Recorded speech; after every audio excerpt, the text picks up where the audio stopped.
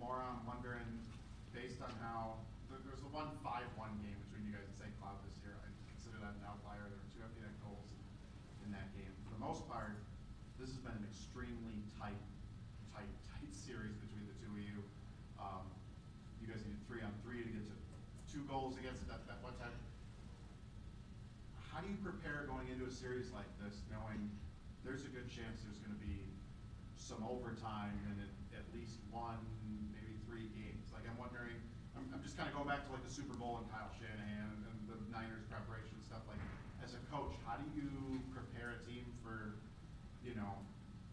different postseason rules, different overtime rules in the postseason, and what could happen?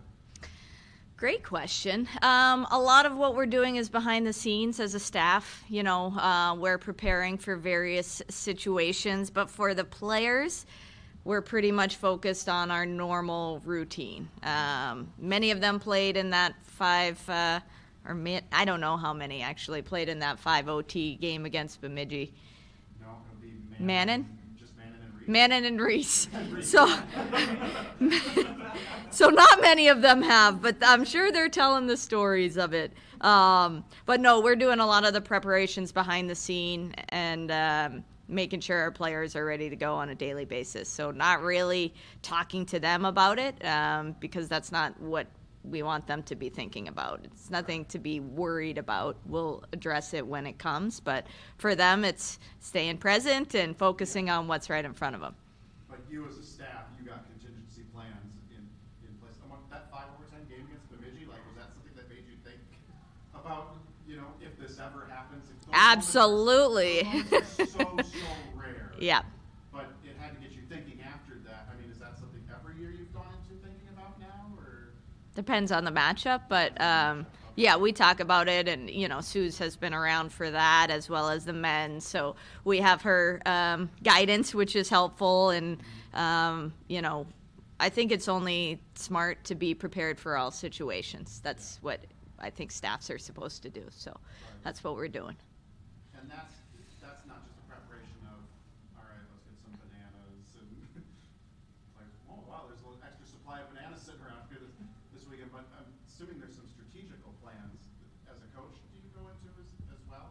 Sure. Yeah, I can't tell you about them, but yeah. I'm not going to make you divulge the plan. I was just curious how many different scenarios this time of year you plan for.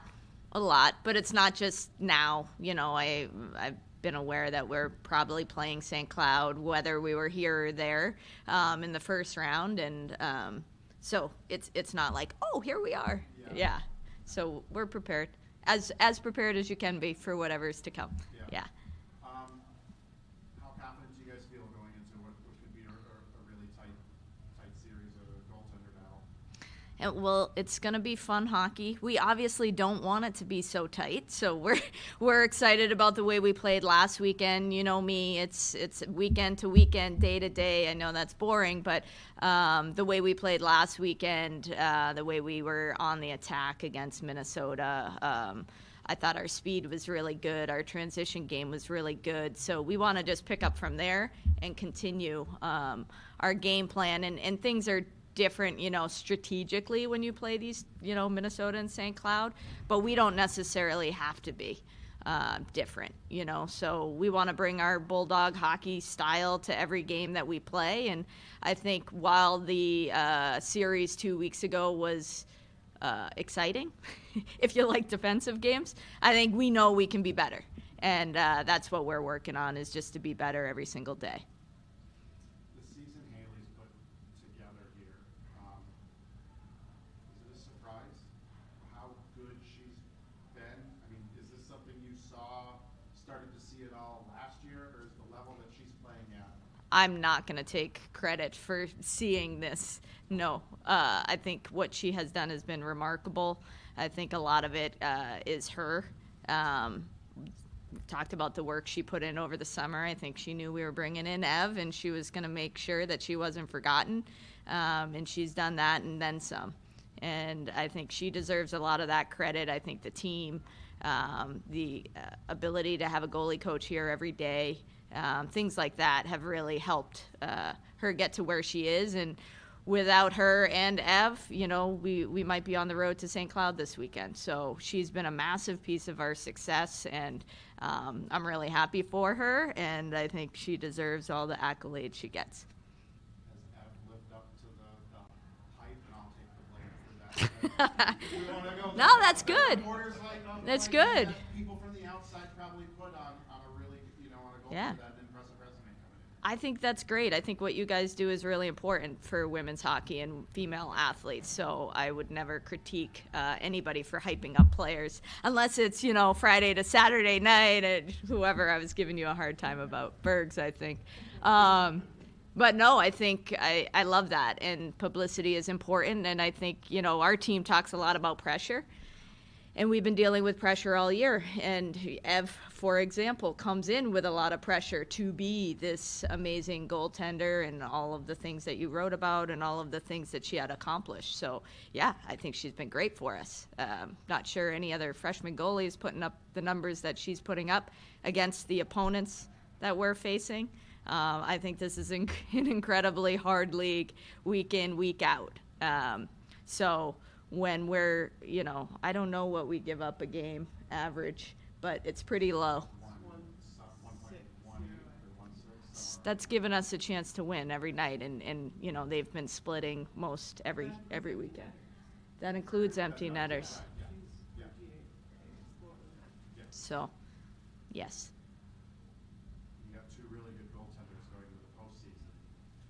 I'm not going to ask you to share us what the plan is, but do you plan differently for your goaltenders now that it's the postseason? Or are you trying to think just as you did during the regular season? Not going to tell you that either, Matt. I like our goalies. I feel very confident in what we have. Unfortunately, it's not just UMD people that listen to these press conferences. I know. Good questions. Me too. Thank you. Yeah. Always, always, always. We know how big relationships are for the senior off-ice chemistry, and I've talked to Haley a little bit about it. Talk to me about the relationship you've seen grow between Ev and Haley and how important that's been. Oh my goodness, it's a funny combo. Ev's French speaking, goofy. Haley's very serious, at least outwardly serious, and has a dry sense of humor. And even I listen to the podcast, I'm all caught up. I mean, even the game that you played at the end with Ev thought Haley liked Taylor Swift, and Haley was appalled. Her choice was like a Nickelback song, so like, whoa, way opposites. But, I think that's what makes it fun, too, and they have a great relationship, a great on-ice relationship, and, again, I think our team is a big part of that, too. It's them because they're the goalies, but I think our team has really embraced them, too, and pushes them every day. Our kids are trying to score on them. It's not like we're going easy, and it's hard to find space to score on them, and when we do, we celebrate, and when they make big saves, they're pretty proud of themselves, too. So it's a competitive environment that I think they're thriving in. How important is home ice advantage in a series to open up the playoffs like this? It's huge. We've done a lot of great work this year to put ourselves in this spot. Our league is as strong as I've seen it in all my years here.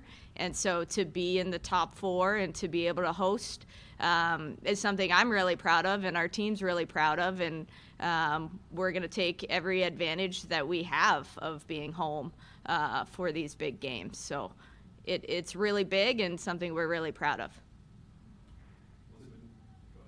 To dovetail off something Matt was talking about, I swear I'm not trying to speak this into existence. How happy are you to put the 3-on-3 overtime playbook away? and now if it goes overtime, it's 5-on-5. Yes. Until somebody scores. Yes, I'm excited about that. Yeah, 3-on-3 I think has changed over the years when it first was introduced to where it is now. I think players and coaches have adapted to it so well that it doesn't necessarily create the winner. I think we had 4 ties this year? 4 ties. So Yeah, I think 5-on-5 is just, at this time of year, it's the way it should be. First of all, for obviously a really good game, if you're in that situation, you want it to go 5-on-5, and usually the better team wins. Not always, but usually the better team wins. So I think it's something we're more familiar with, playing 5-on-5, and everybody can handle the situation. You weren't a fan of the 20 minutes of 3-on-3 OT back in that U18 championship? That was a battle. That was a grind. That's one way to say it. That was a grind, and we You were started. doing that one? Okay. We started that on a 4-on-3 too. So Oh, sorry, there's a we power. took a penalty. Lacey Eden took a penalty at the end of regulation, so we killed that off, and then had 3-on-3. And funny story, the year before in Japan, we also had 3-on-3, and we took a penalty. Abby Murphy took a penalty in the first shift, and so we're. I know. And then we got scored on, and we were down 4-on-3. So it's just interesting how these things work. But yeah, 5-on-5 is going to be nice. Is that second one the year that the screen was like a ring camera? Sure was. Yes. I remember watching that game, I think. But since then, it's been awesome. It's been great. It's been awesome. So sometimes you need those low points. Glad you guys scored late 3-on-3, because if you were going to do another 20 minutes of 3-on-3, I don't think I could have made it. I know. I don't know what time it was here either. Pretty late. Yeah. I don't know. It was just like. Yeah. Anyone that ever says they need to play 20, they need to expand from 5 minutes to 10 minutes. I'm like, I don't know what they're doing I now. want you to go back and watch the. I think it's not. I think they cut it. It was like. I think it's different now.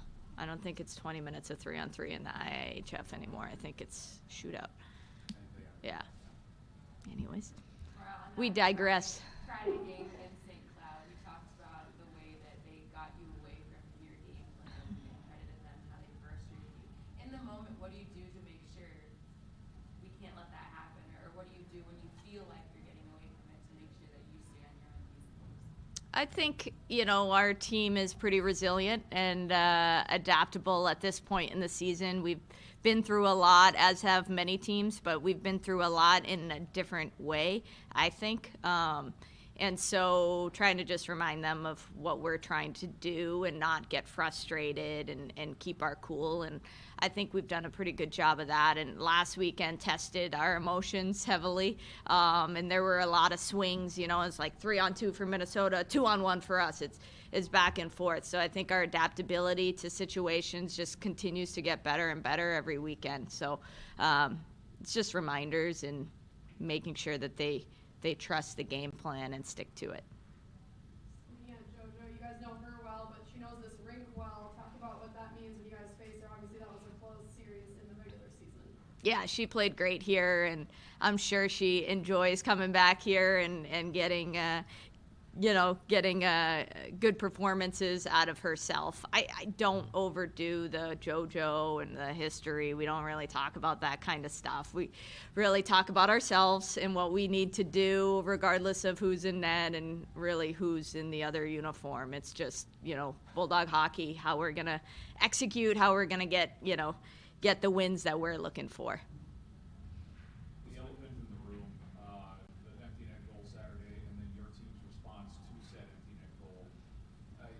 Your thoughts on how, obviously went viral a little bit, your thoughts on that and just the way your group responded to it? Yeah, I thought we looked classy in the video. So I was proud of our team, and I got to give it to Nev, the linesman. Neville, he got in there real quick, which was great. He's a pro. And I don't really have a big problem with the slap shot. I think people get really upset about disrespecting the game. I don't really have a problem with that. I was happy that, our team, gave a little bit, but not too much, and kept it clean. And, they won the game at that point. So what's the point in starting a fight and potentially putting yourself in a spot where you can't play the following weekend? So, as I mentioned before, emotions were high throughout the weekend. And, that was an unfortunate way for it to end. But again, proud of our group, proud of Clara, and happy, I guess, that women's hockey is going viral. With now it's up to over 250,000 views, I hear. Likes. So there's two ways to go viral, as we saw in hockey, college hockey over the weekend. There's that, and there's what happened in Alaska on Friday. And you think back to the slap shot into that goal in the NHL that happened like 10 days or whatever it was with the Ottawa guy and the cross-check in the face. That could have gone south and could have made the sport go viral in a negative way. Are you glad that did not happen? 100%. Yes, absolutely. And again, I like the way we look. We give a good shove. Our linesman gets in there. I think that looks good too. And it is what it is. You're going to get an empty net goal if you want to do a slap shot, whatever. It is what it is. That's what she was feeling in the moment. I'm not worried about that. I'm more worried about how we respond, and I was happy with our response. And again, I thought we looked classy. What's been your message for the team now that the game's really matter? Well, I think, it's managing the pressures that come with playoff hockey, enjoying the moment, enjoying the fact that we got ourselves to this point, enjoying being the home team here this weekend and being able to sleep in your own beds, like all of those things. But also, let's not make this into too big of a deal. This is hockey. This is the same thing you've been doing all year. Continue to stick with your habits. Continue to make sure you're dialed in all week to get yourself ready for the weekend. So it's a little bit of a balance with not overhyping the playoffs, because we've been in massive games all year long, and also just reminding them to stay present. Do you credit that to the toughness of the league? That's why, yes, it's playoffs, but you pretty much battle that kind of level all the time. Yes, but I think UMD is different because our expectations here are incredibly high, and not all teams in our league play with the expectations that we play with. And that's from day one for a group, as we've talked about. We lost all those kids last year. Our staff, a lot of turnover. What's this year going to be like? All of our returners felt that, and they took this season on themselves. So the pressure, I think, was there from day one for them. We talk about Ev, who was super hyped up before she got here. She had different pressures. So everybody in this program has had pressure in different ways, but I do think it's unique to UMD, and that's what I've been trying to talk to our group about, because it is a tough league, but we are trying to win a national championship at UMD. We're not just trying to have home ice in the quarterfinals.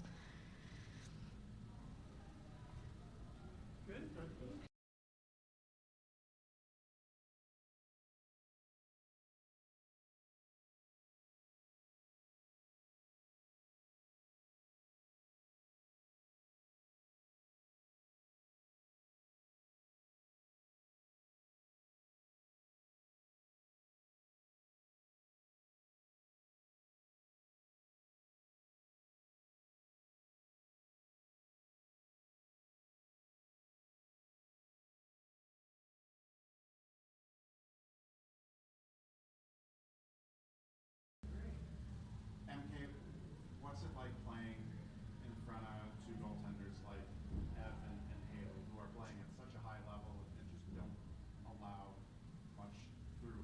As a scorer, I'm wondering, does it create pressure that, man, I want to reward them and get some goals, or does it maybe take some pressure off that we don't have to go out here and put up 5-6 goals a game? I think overall it just gives the team confidence from the back to the front. It's just so important. And for years now, UMD's had such great goaltenders, so to just be fortunate enough to be on a team that continues to have such great goaltenders is huge. I would say it's kind of twofold. It gives you a lot of confidence that they're going to be there, but at the same time, it also kind of makes you want to be like, all right, we need to play for them too. We can't just rely on them to do all the heavy lifting. So I think, yes, we want to reward them by getting a lot of goals, but just knowing that we can rely on them so much too is huge. So it just gives the whole group confidence. Are you surprised at all by the success they have, or maybe surprised that you start your career playing in front of Emma, who's as good as it gets, and kind of a seamless transition transition here, goaltending wise? There haven't been any bumps in the road. Are you surprised how good they've been?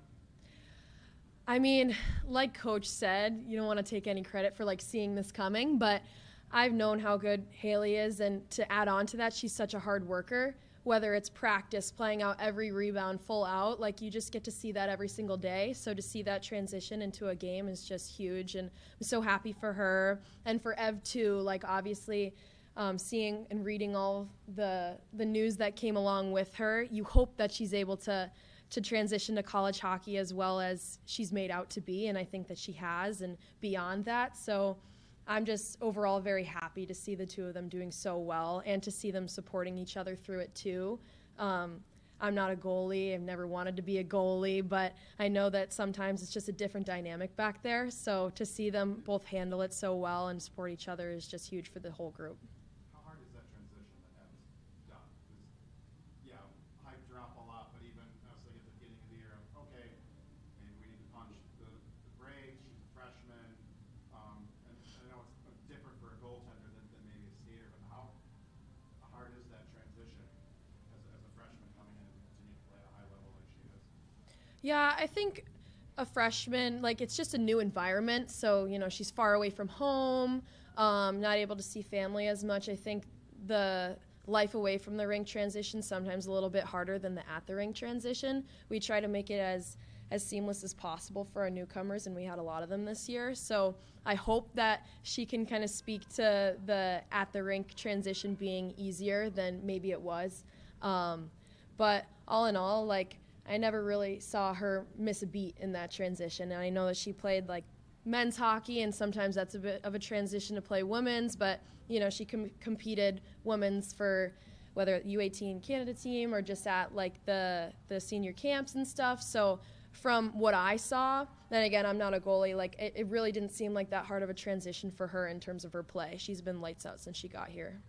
I'm wondering, as a shooter, is the old thing in baseball right now, like pitchers and batters, what is the first, like third or fourth time a batter gets up against a pitcher, they tend to recognize them, get more familiar with them, and it's easier to hit them. I'm wondering for a shooter, when you see a goaltender multiple times, whether it's the two you face in practice every day, I don't know how you guys have any confidence in shooters taking on those two, and Emma before that and everything, but even maybe seeing a same goaltender from another team, does it get easier? Do you pick up on things? Maybe easier is the wrong word, but are you able to pick things up as you see a goaltender multiple times? Like in hockey, does that translate out? Does it help seeing certain goaltenders more often than not, or? I would say yes and no. I think a lot of it's circumstantial, like game-to-game basis. Sometimes I think goalies start out shaky, and you know, the more easy saves we throw on them, they tend to get more confident. Other times it's like, all right, we know this girl has a good glove, so maybe, you know, don't shoot there. But a lot of it is like, how much time do you have? What's open in the net? You know, I think for me personally as a shooter, I try to read the situation more. Like, yeah, maybe a girl has a good glove, but if I see a spot, high glove, I'm probably shooting there more so than I'm thinking about, yeah, she's got a good glove, I'm not shooting there. So I think, yeah, like we might familiarize ourselves with goalies and their tendencies, but a lot of it's like reading the situation. So as soon as you start reading into a lot of the X's and O's, it can kind of take away from your instinctive ability to play the game too. Too much thinking can be harmful. Yeah, that's sometimes one of my biggest problems. So. St. Cloud State, you've seen them a lot, very tight games. How do you prepare for games that, I mean, literally one mistake, if it ends up in the back of your neck, can cost you? Yeah, I honestly don't like to think that way. Yeah.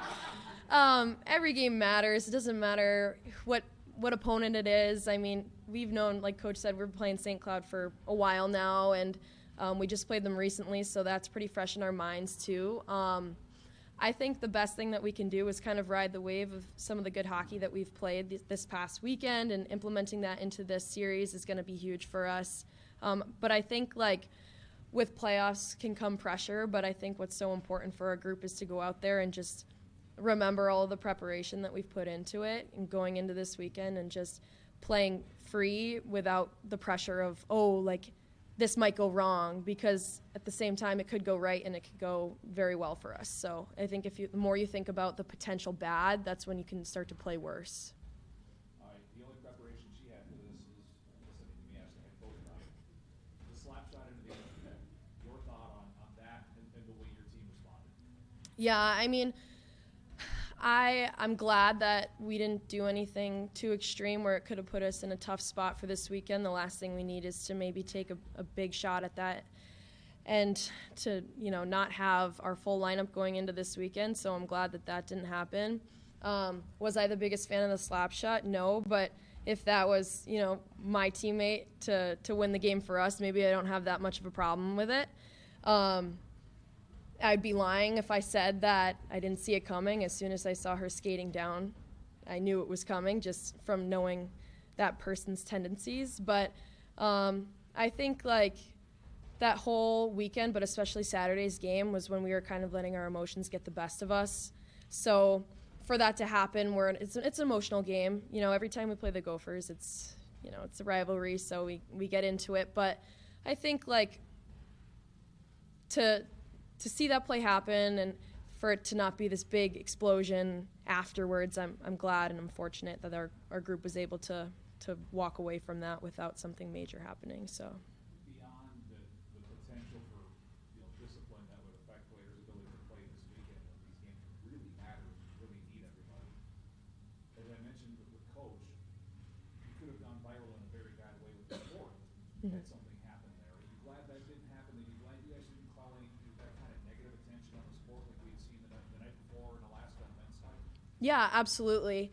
And you never want to be on the other side of a highlight reel play. So it's unfortunate that it wasn't us scoring the empty net goal and whatever, but just to see the press around it, if it's getting people talking about women's hockey, then so be it. We want more eyes on us. We want to build a bigger audience more and more, and I think the P-Dub has been a great opportunity for that too. But to have a clip like that going viral and not a negative way is huge. So.